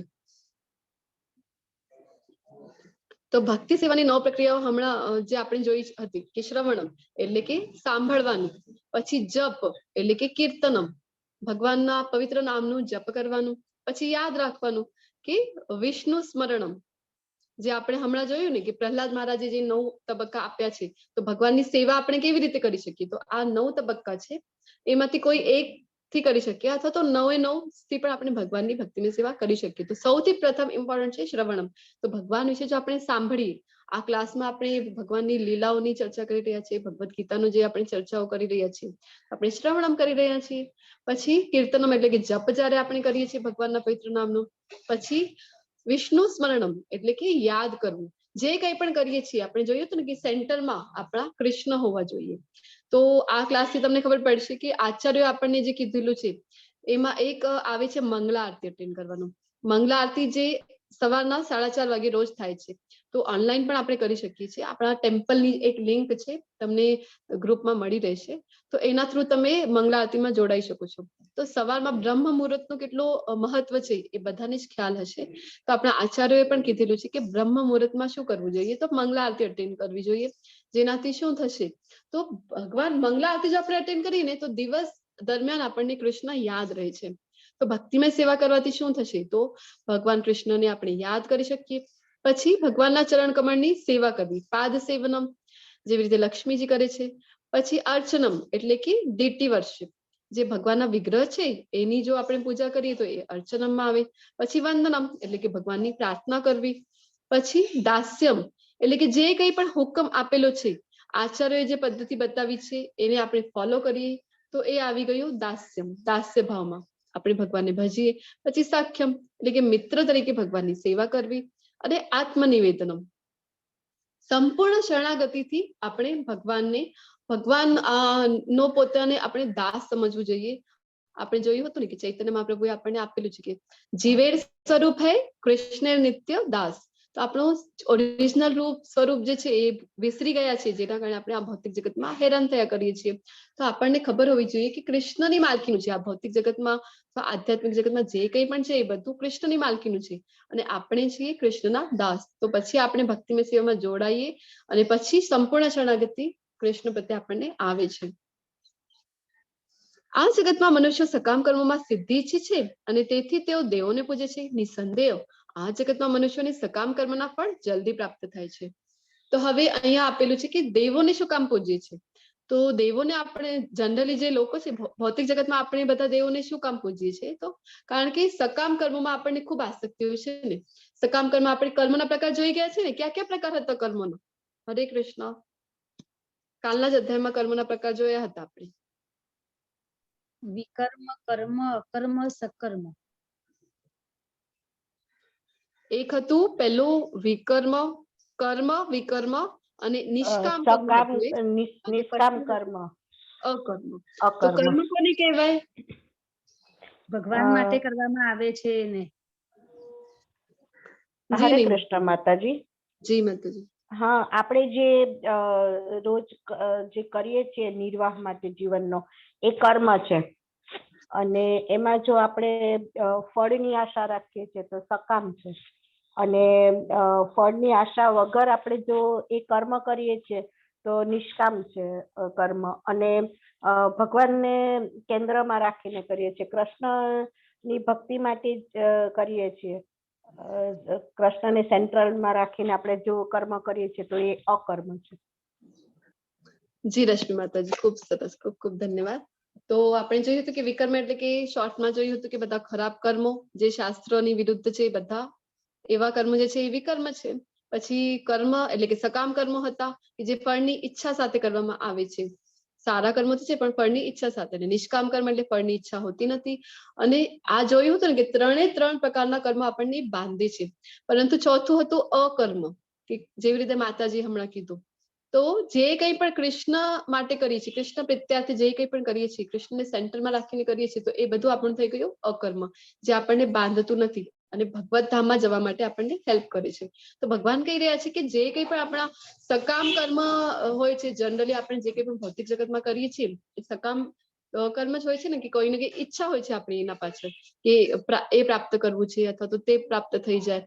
તો એટલા માટે દેવી દેવતા પાસે જનરલી મનુષ્ય જતા હોય છે, કારણ કે એમને હોય છે કે મને એની બદલામાં જે ફળ છે એ જલ્દી પ્રાપ્ત થઈ જાય. અને ભગવાન કહી રહ્યા છે કે દેવી દેવતાઓ નિશ્ચિત આપી પણ દે છે એનો ફળ, પણ આપણને સમજવાની કોશિશ કરવી જોઈએ કે દેવી દેવતાઓ કોણ છે. હવે ગોલોક ચાર્ટ જોઈશું ત્યારે ખબર પડશે કે 14 લોક છે ભૌતિક જગતમાં ટોટલ. તો દેવી દેવતાઓનો લોક ક્યાં આવે છે, પછી એના ઉપર કયું લોક છે. તો જે કંઈ પણ આ ભૌતિક જગતમાં છે ને, એક તો સૌ પ્રથમ તો એ નશ્વર છે. તો દેવી દેવતા આપણને આપે પણ જો, તો એ આપણા પુણ્યોના બદલામાં આપણને ફળ આપી શકે છે. અને એ પણ આપી શકે છે તો કોની ઈચ્છાથી આપી શકે છે? કૃષ્ણની ઈચ્છાથી. કારણ કે કૃષ્ણ જ બધાના કારણોના કારણ છે. આપણે જોયું હતું તો દેવી દેવતા પણ જો આપણને આપી શકે છે ને, તો એના પાછળ પણ કારણ કૃષ્ણ જ છે. તો જો આપણને ખબર છે કે ઓરિજિનલ સોર્સ કોણ છે, તો શું કામ આપણે બીજા કોઈ પાસે જવું જોઈએ? હવે આપણને જો ખબર હોય કે આપણા પિતા કોણ છે, તો આપણે પિતા પાસે જ જઈને પિતાથી જ માંગણી કરીએ. હવે આગળ 8મા અધ્યાયમાં ભગવાન પોતે કહે છે કે અહમ બીજ પ્રદપ પિતા. તો બધા જીવ માત્ર છે એના બીજ આપનાર પિતા કોણ છે? તો કૃષ્ણ પોતે છે. ભગવદ્ ગીતામાં કૃષ્ણ પોતે પણ જણાવે છે. તો જ્યારે આપણને ખબર છે તો આપણે જરૂરથી પિતા પાસે જ જવું જોઈએ. શું કામ આપણે અહીંયા ત્યાં જવું જોઈએ? તો આ દેવી દેવતા છે એ જલ્દી પૂર્તિ કરી આપે છે. મને કોઈ કર્મ પ્રભાવિત કરતું નથી અને મને કર્મના ફળની આકાંક્ષા પણ નથી. જે મનુષ્ય મારા વિશેના સત્યને જાણે છે તે પણ કર્મોના ફળ દ્વારા બદ્ધ થતો નથી. હવે આપણે જોયું હતું કે કર્મ ની આટીગુટી જે છે એને સમજવી ખૂબ મુશ્કેલ છે અને કર્મના સિદ્ધાંતથી કોઈ બચી શકતું નથી. પરંતુ અહીંયા ભગવાન જણાવી રહ્યા છે કે ભગવાનને કોઈ પણ કર્મ છે એ પ્રભાવિત કરી શકતું નથી. કારણ કે આપણે આ ભૌતિક જગતમાં જે કંઈ પણ કરી રહ્યા છીએ તો પ્રકૃતિના અંદર આવીને, પ્રકૃતિના જે ગુણો છે એના અંદરમાં આવીને આપણે કરી રહ્યા છીએ ને, કે રજોગુણ, તમોગુણ અથવા તો સતોગુણ. પણ ભગવાન જે છે એ તો ગુણોના સ્વામી છે, તો એમને કોઈ પણ ગુણ સ્પર્શી શકતું નથી. તો એ જો કોઈ જાણી જાય કે ભગવાનને કોઈ પણ ફળની આકાંક્ષા નથી અને કોઈ પણ જે કર્મ છે એ કર્મ પ્રભાવિત કરી શકતો નથી, તો એનાથી શું થશે? તો આપણે આ કર્મોના જે ફળ છે એનાથી આપણે બદ્ધ થઈશું નહીં, એનાથી મુક્ત થઈ જઈશું. કર્મ બંધનથી આપણે મુક્ત થઈ જશું. તો કર્મની આટીકૂટીને સમજવી ઘણી મુશ્કેલ હોય છે. માટે મનુષ્ય કર્મ શું છે, વિકર્મ શું છે અને અકર્મ શું છે તે સારી રીતે જાણવું જોઈએ. હમણાં જ આપણે ચર્ચા કરીને કાલના અધ્યાયમાં જે જોયું હતું કે કર્મ, વિકર્મ અને અકર્મ, તો આપણે સારી રીતે ખબર હોવી જોઈએ કે કેવી રીતના કર્મ કરવા જોઈએ. હવે કાલના અધ્યાયમાં આપણે જોયું હતું કે કર્મ કાંડથી લઈને કર્મ યોગ એટલે કે કૃષ્ણ માટે જે કંઈ કરીએ છીએ તો કર્મ યોગ સુધીનું આપણને ભગવાને જ્ઞાન આપ્યું હતું. તો પછી આપણને ખબર હોવું જોઈએ કે અકર્મ શું છે. તો જે કંઈ પણ આપણા નિયત કર્મો છે, ભગવાને કીધું હતું ને કે નિયત કર્મ તો કરવા જ છે, પણ એના સેન્ટરમાં આપણને કૃષ્ણને રાખવું જોઈએ. અકર્મ એટલે કે ભગવાન માટે જે કંઈ પણ આપણે કરીએ છીએ એ અકર્મ છે. હવે નારદજીનું અહીંયા ઉદાહરણ આપેલું છે કે ઘણી બધી સિરિયલ જે છે ને, ટીવી સિરિયલો, એમાં ખૂબ ખોટું બતાવવામાં આવે છે નારદજીને, કે નારદજી કેવા છે તો આમ બતાવે કે હા અહીંયાથી ત્યાં ફરે છે, પછી ચુગલી કરે છે, એની વાત તેને કહે છે ને પછી બધામાં ઝઘડા લગાવે છે. હકીકતમાં નારદજી એવા નથી. નારદજી ભગવાનના ખૂબ શુદ્ધ ભક્ત છે. શ્રીમદ ભાગવતનું જયારે આપણે શ્રવણ કરીએ ત્યારે આપણને ખબર પડે કે નારદજી કેટલા મહાન ભક્ત છે. તો આપણા જે ગુજરાતીના વર્ગો છે ને એ પણ દરરોજ સવારે 7 વાગે શ્રીમદ ભાગવતમનું ધર્મેશ્વર કૃષ્ણદાસ પ્રભુજી દ્વારા લેવામાં આવે છે. ખૂબ જ સરસ છે અને ખૂબ જ જે ભાગ્યવાન હોય છે એ જે શ્રીમદ ભાગવતમના વર્ગમાં સંમિલિત થઈ શકે છે. તો તમને જો સમયની અનુકૂળતા હોય તો તમે જરૂરથી રોજ સવારે હોય છે શ્રીમદ ભાગવતમનો તમે જરૂરથી શ્રવણ લેવાનો જે છે કે એક લાભ છે આ, તો તમે જરૂરથી એનો ફાયદો ઉઠાવશો. અને જો તમને અનુકૂળ ન પણ હોય તો તમે ગ્રુપમાં તો જરૂરથી જોઈન થશો, જેના કારણે શું થશે કે રોજના યુટ્યુબ વિડીયોઝ એમાં અપલોડ થાય છે. તો તમારા ટાઈમ કન્વીનિયન્સની અકોર્ડિંગ તમે એ જ્યારે તમને ટાઈમ ફાવે ત્યારે તમે જોઈ શકો છો. તો હમણાં જ થોડાક દિવસો પહેલા જ નારદજીનો એમાં આખું ચરિત્ર શ્રીમદ ભાગવતમાં આપણા ગુજરાતીના વર્ગમાં થઈ ગયું છે. તો એમાં આપણને જાણવા મળ્યું કે નારદજી કેટલા મહાન હતા અને નારદજી કેવી રીતે નારદજી બન્યા. આખી એમની પૂર્વજન્મની ઘટનાથી લઈને આવે છે. તો એ જે કંઈ પણ કરે છે ને એ અકર્મ છે. કેવી રીતે? તો કારણ કે જે કંઈ પણ કરે છે ને એ કૃષ્ણને સમર્પિત હોય છે. તો આપણે જે કંઈ પણ કર્મ કરીએ એનું ફળ આપણે જોયું હતું ને કે ભગવાને પણ પોતે કીધું છે કે એ ફળ આપણે કૃષ્ણને સમર્પિત કરી દેવાનું છે. પોતાના કર્મના ફળોની સર્વ આસક્તિનો ત્યાગ કરીને સદા સંતુષ્ટ તથા સ્વતંત્ર રહી તે સર્વ પ્રકારના કાર્યોમાં પરોવાયેલો રહેવા છતાં કોઈ સકામ કર્મ કરતો નથી. તો અહીંયા ભક્તની જે છે ભગવાન વ્યાખ્યા બતાવી રહ્યા છે. તો કેવા હોય છે ભગવાનના ભક્તો? તો એ કર્મ તો કરે છે. હવે કોઈ જોઈ ને તો એને તો લાગે કે આ તો જે સામાન્ય મનુષ્યની જેમ જ છે, પોતાના નિયત કર્મો કરે છે, કારણ કે એવું જ દેખાય છે. પણ હકીકતમાં ખૂબ ફરક હોય છે જે ભક્ત છે એનામાં અને જે બીજા સામાન્ય મનુષ્ય છે એનામાં. કારણ કે કાર્યો તો બધા પોતપોતાના જે નિયત કર્મો છે એ જ કરે છે, પણ જે ભક્ત છે એને ખબર છે કે જે કંઈ પણ છે એ કૃષ્ણની માલિકીનું છે અને જે કંઈ પણ કરવું છે એ કૃષ્ણ માટે કરવું છે. તો એ પોતાના નિયત કર્મ તો કરે પણ એના ફળ પ્રત્યે આસક્ત થતો નથી અને કૃષ્ણને અર્પણ કરી દે છે. હવે કૃષ્ણ શું કરશે? આપણે જો ફળ એમને આપી દઈએ તો કૃષ્ણ શું કરે છે? તો કૃષ્ણ એનામાં જે કંઈ પણ પાપનો ભાગ છે એ નષ્ટ કરીને દયા સ્વરૂપે આપણને મરસી રૂપે પોતાનું જે ફળ છે એ કર્મોને આપે છે ભગવાન આપણને.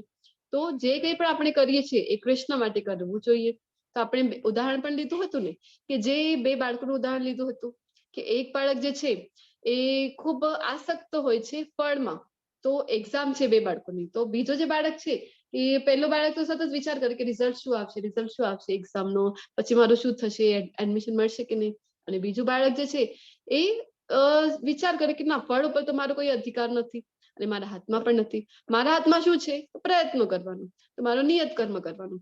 તો એ પોતાની સ્ટડી ઉપર જ ફોકસ કરે. તો કોનું ફોકસ વધારે સારું રહેશે? હરે કૃષ્ણ. પહેલા બાળકનું કે બીજા બાળકનું? બીજા બાળકનું.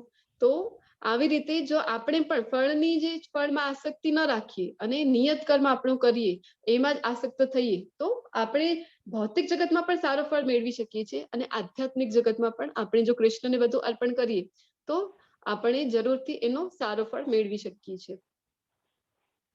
હે કુરુશ્રેષ્ઠ, યજ્ઞ વિના મનુષ્ય આ લોકમાં કે આ જીવનમાં કદાપી સુખપૂર્વક રહી શકતો નથી. તો પછી બીજા જન્મમાં કેવી રીતે રહી શકે? તો અહીંયા યજ્ઞની વાત થઈ રહી છે. તો યજ્ઞ નો અર્થ શું છે? કાલે આપણે યજ્ઞનો બધો ડિટેલમાં જોયું હતું કે સતયુગમાં કેવા યજ્ઞ હતા, ત્રેતાયુગમાં કયા યજ્ઞો કીધેલા હતા, દ્વાપર યુગ માટે કયું યજ્ઞ હતું અને કલયુગ માટે કયું યજ્ઞ હતું. તો કલયુગ માટે કયું યજ્ઞ કીધેલું છે? હરે કૃષ્ણ. જાપ યજ્ઞ. જપ યજ્ઞ. જાપ હરે યજ્ઞ. કૃષ્ણ મહામંત્રનો જપ યજ્ઞ. જી પ્રભુજી, ખૂબ ખૂબ ધન્યવાદ. તો અને ભગવદ ગીતામાં પણ ભગવાન પોતે કહે છે 10મા અધ્યાયના 10મા શ્લોકમાં કે યજ્ઞાનામ જપ યજ્ઞોસ્મિ. તો કલયુગ માટે આપણા બધા માટે જે છે એ આપેલું છે જપ યજ્ઞ. તો આપણે જરૂરથી ભગવાનના પવિત્ર નામનું જપ કરવું જોઈએ. કારણ કે યજ્ઞ વિના, અહીંયા ભગવાન ભગવદ ગીતામાં કહી રહ્યા છે કે યજ્ઞ વિના મનુષ્ય આ લોકમાં પણ સુખી રહી શકતો નથી. તો પછી પરલોકની તો, બીજા જન્મની તો વાત જ શી કરવી. તો આપણે જરૂરથી ભગવાનના પવિત્ર નામનો જપ કરવો જોઈએ. હરે કૃષ્ણ હરે કૃષ્ણ કૃષ્ણ કૃષ્ણ હરે હરે, હરે હરે રામ રામ હરે રામ, રામ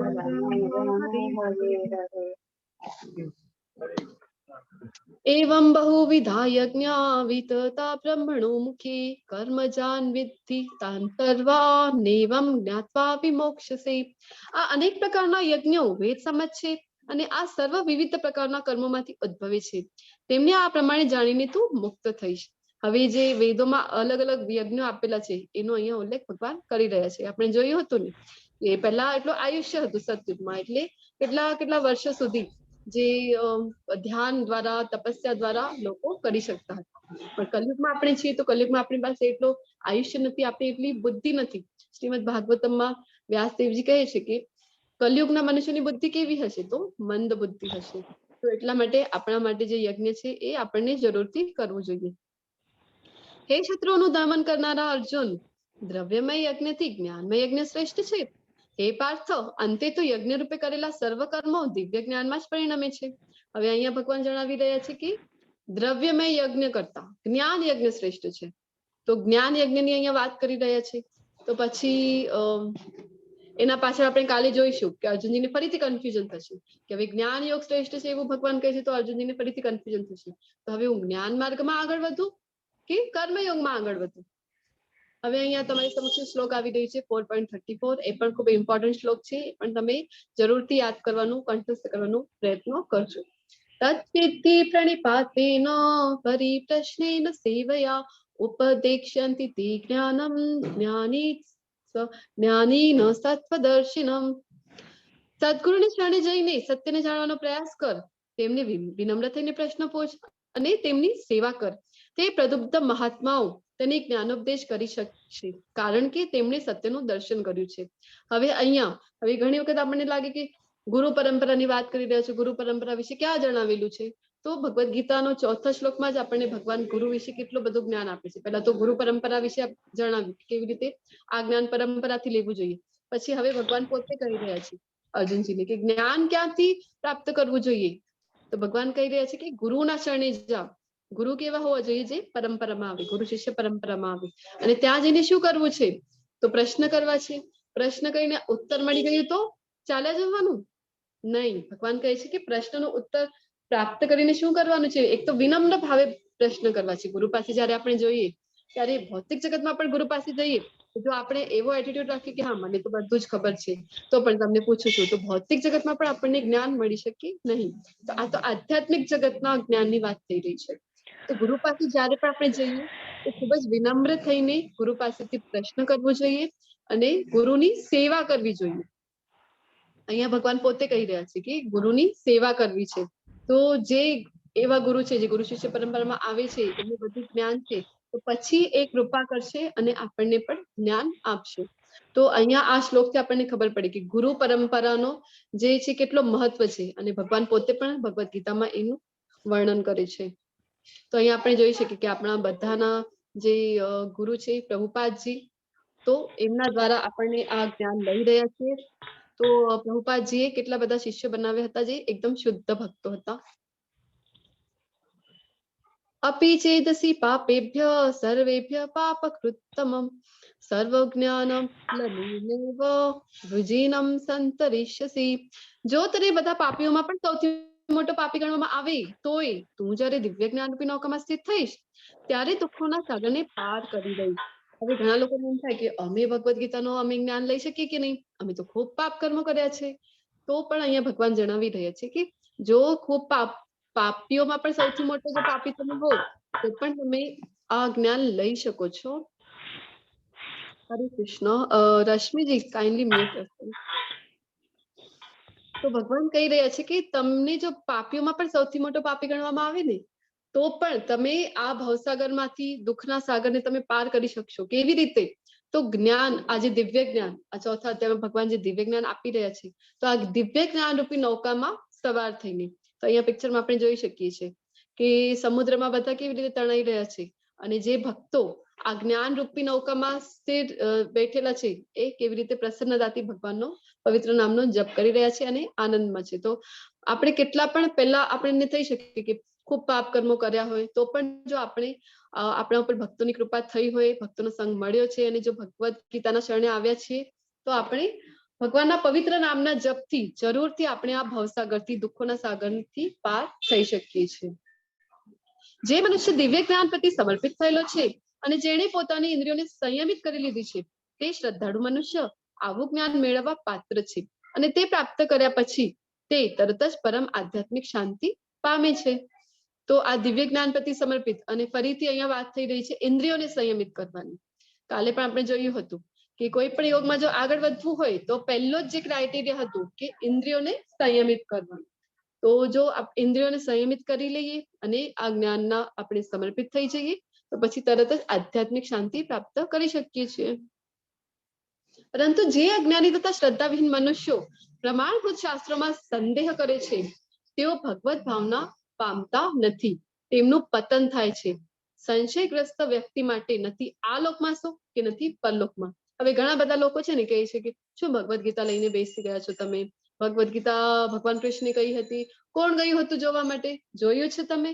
ભગવાન કૃષ્ણે જ આ જ્ઞાન આપ્યું છે, તમે ગયા હતા જોવા?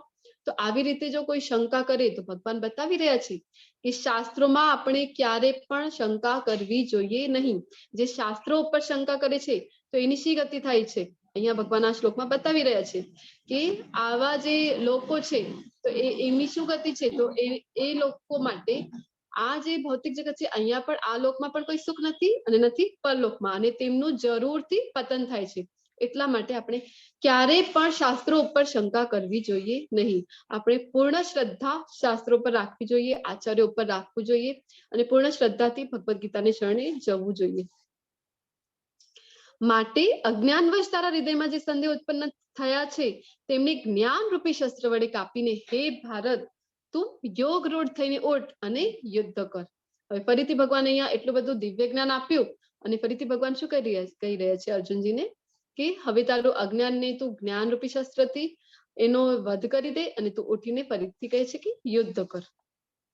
તો અહીંયા જે છે કે અવતારી એટલે કે ભગવાન કૃષ્ણથી જ બધા અવતારો આવ્યા છે. આપણે જોયું હતું ને કે 10 અવતારની પણ જો વાત કરીએ આપણે તો એ વિષ્ણુના અવતાર આપણને એમ ખબર છે કે વિષ્ણુના અવતાર છે, તો વિષ્ણુ પણ ક્યાંથી આવ્યા છે? તો એ પણ કૃષ્ણથી જ આવ્યા છે. તો બધા જે અવતારો છે એ કૃષ્ણથી જ આવ્યા છે, મૂળ એના કૃષ્ણ જ છે. તો આપણને શું કરવું જોઈએ? તો કૃપા કરીને હરે કૃષ્ણ મહામંત્રનો જપ કરો અને ખુશ રહો. તો તમને જે પંચતત્વ મંત્ર છે એ મળી ગયું હતું ને? ગ્રુપમાં પણ મળી ગયું હશે અને ચેટ બોક્સમાં તો પ્રભુજીએ મૂક્યું હતું. અને પછી એની સાથે હરે કૃષ્ણ મંત્ર. તો જ્યારે આપણો 4થો અધ્યાય પૂરો થાય છે ને ત્યારે આપણે લેવલ 1 માં જનરલી માળા જપ કરતા હોઈએ છીએ. તો તમે બધા જો રેડી હો તો આપણે એક માળાનો જપ સાથે મળીને કરીએ. આની સાથે આપણો આજે 4થો અધ્યાય હતો એ પૂરો થાય છે. વાંછા કલ્પતરુભ્યશ્ચ કૃપા સિંધુભ્ય એવ ચ પતિતાનાં પાવનેભ્યો વૈષ્ણવેભ્યો નમો નમઃ. અનંત કોટિ વૈષ્ણવ વૃંદ કી જય.